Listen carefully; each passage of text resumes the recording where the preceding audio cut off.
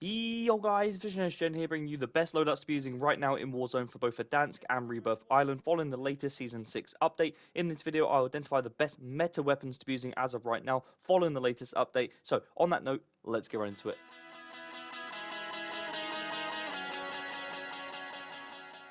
So first things first, in this video I'll be sharing the best meta loadouts for the new season, including the newest Merrick assault rifle and the MP40, aka the Dresden. Now just before I break down this episode loadouts, I just wanted to clarify the battle pass unlocks and weapons that you should be aware of for the season 6 in case you guys weren't already. So on page 1, that is how you unlock the Dresden in the battle pass, which is of course known as the MP40, and then on page 6 this is how you unlock the Merrick. These are two of the best meta weapons to be using right now. I will go over the TTKs, the time to kills, at the end of the video on what guns are the fastest TTKs in the game at certain ranges, and this will also include guns like the KSV submachine gun, one of my personal favorites, just as a little bit of an off tip, as well as the Jackal, the C9, and other guns like the Kilo as well, as this video is solely going to be around assault rifles and submachine guns, the SMGs and ARs, which is going to be the best two meta loadout choices that you can have in this game. If you are looking for a sniper build or an alternative build for maybe like a GPR AR, which is not going to be in this video, I do have previous builds linked in the description below already for previous seasons when they were meta. They're just not the absolute meta weapons to be using right now, which is why they're not going to be in this video, but they can of course be used. They are still viable. Guns like the Amax, the Amax, whatever you want to call it, that is also still really good. There's so many other guns that are still viable in case you guys have preferences.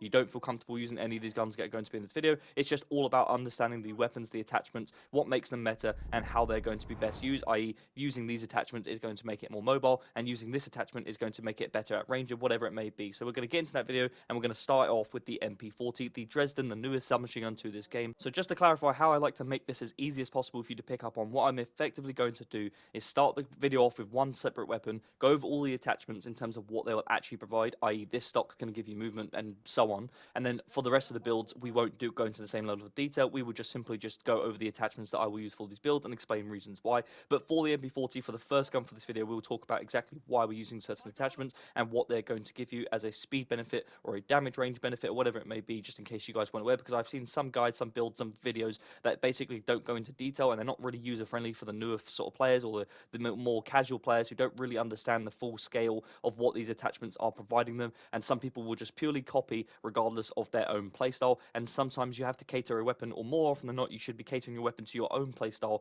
versus another person's build, because it might not suit your strengths and weaknesses. So just bear this in mind please, because it is definitely going to help you out in the long run. So starting off with the first attachment, this is going to be the long barrel. Now this is purely giving the submachine gun damage range rather than the reinforced barrel, which is going to give you a collective of damage range and bullet velocity, or the gain twist, which is purely going to give you bullet velocity. For submachine guns, you purely want to aim for damage range, specifically for builds like the MP40 with a high damage output already. You want to sort of lean towards that strength, and the velocity of this gun already is quite great. At long ranges, at anything up to like 25 meters, I guess for medium range, this gun is really good, but at long range, you're not really trying to use this gun anyway, so it's not really necessarily about trying to maximize damage at that far range. It's just trying to increase that medium range damage output. Now, of course, there is no underbarrel attachment for this, but typically for most subs, you want to use either the Ranger foregrip, which is of course for the speed benefits, and the vertical foregrip, which most guns use anyway for the horizontal recoil control. As for the second attachment for this gun, we're going to be using the extended mag 1. As for the third attachment, we are going to be using the CQB rear grip. Now the extended mag 1, you can obviously try and use the extended mag 2 if you feel like you're running short on ammo, but this definitely should be enough in my opinion, especially if you're playing Rebirth, where that's where you're going to have the most amount of action with a submachine gun, and I have found this to be plenty. Also with the CQB, obviously a lot of builds use the ergonomic. I tend to like to use the sprint to fire rather than the ADS speed benefits. You're still going to get all the other same traits, but the sort of sprint to fire is where I typically like using on this gun, not the ADS, especially if you're trying to use hip fire as well into your mix of motions. So as well as that, I also use the light stock as the fourth attachment. You can try and change this off to a no stock. I have seen builds using that as well. It's worth adding that I haven't actually got around to using this gun a lot in Warzone. I've just picked it up, but of course it is only battle pass page 1, so this gun can be unlocked pretty early for everybody. It's just I wanted to get this video out as quick as possible, and I haven't got around to sort of playing out as much as I can right now, and I've been really enjoying using the KSV, the Jackal, and the C9 as well, which we'll get into of course in a second. And then for the final attachment, you either want to use the overpressured rounds or you want to use the recoil springs. The overpressure is going to give you that bullet velocity if you feel like that's where you're lacking. Of course, you don't use that for the barrel, you're going for a damage range barrel, but of course you can obviously then go to a reinforced barrel instead, and if you feel like the gun lacks accuracy, you can then change it to a recoil springs, which is going to give you that recoil control. That's pretty much what you need to understand with these attachments. But I've tried two different builds, as you saw throughout this sort of video so far. There are two different versions. I've also gone to the no stock for the speed benefits as well, but just for all this gun, I found that this is a really good, well-balanced setup right now with the current setup that you're seeing right on the screen, and this is what I would typically advise trying, especially if you're newer to the game. If you want a more faster sub, you can use the no stock, and if you do feel like the accuracy or the recoil control is a problem, try the recoil springs at the end as well. They are definitely going to help you out, but for the most part, that is pretty much the Dresden in itself. Now, as for the rest of the video and the rest of these weapons and these attachments, these builds, whatever it may be, I'm not going to go into the same level of detail. I appreciate I do not want to bore you guys to death with all of the attachment details, as you guys probably already are fully aware. That was more so for the newer players to the game, people who don't fully understand the implications of using certain attachments, what it's going to do to your playstyle, the pros and cons, the strengths and weaknesses, whatever it may be. So that was just for them guys. But for you guys who already are aware and you just want to see what the latest builds are for certain weapons, the C9 is still one of the best, if not the fastest TTK guns in the entire game. This gun has been forever useful in this game. A really strong submachine gun, probably number one still to be using. But of course, the MP40 has just come out, so we'll have to see how that plays out. But for this gun, I've been using the long barrel, the vertical foregrip, the extended mag 1, the CQB rear grip, and the balanced stock. Of course, you can tweak this to suit your playstyle as well, but this is what I personally found to be really effective for my build. I like it playing sort of faster pace, and I found that this balance gives me a greater versatility at medium range as well as being really effective at close range as well. Then for the third weapon in this video, this is going to be for the Jackal, arguably the best submachine gun in the game as well regarding time to kills, and just always being so well-rounded as well, giving you that better range at that sort of damage range as well, just being better sort of medium to long range, giving you more versatility than any other submachine gun, whilst also still being really effective at close range. Now, I've tried out different builds for this. I'm going to show you two different builds. I'm just going to build one now and then show you another one, what I've been using. I've tried out two different ones, like I said. I picked up other people's as well that are slightly different. The Compensator does go pretty well with this gun. It does give you that vertical sort of recoil control, which is sometimes useful, especially at sort of longer ranges, but some people just don't like it typically, so I don't really use it on my builds anyways. I still use the long barrel. I like the Ranger foregrip for the speed benefits rather than the vertical, because vertical is going to give you that recoil control, whereas the Ranger is going to help you be faster if you're going to like those sort of close quarter gunfights, so just bear that in mind. And then as well as this, I always like the extended mag 1, which is pretty standard for the most part, especially if you are playing on Rebirth, where you tend to have more submachine gun gunfights on a consistent basis. And then as well as this, we've tried out the balanced stock and of course the CQB rear grip, which is what I tend to go to as well, with the likes of the slide to fire speeds and the sprint to fire speeds that you're going to get from that. But then as well as this gun, for my other Jackal build, I've also tried out using a more recoil-friendly, versatile weapon, like using the Compensator for the vertical recoil control. The benefits you're going to get from that is going to help you at longer range gunfights, but of course, if you want to be sort of close quarters, then you could consider just taking it off completely and keeping on other attachments that will help you out with speed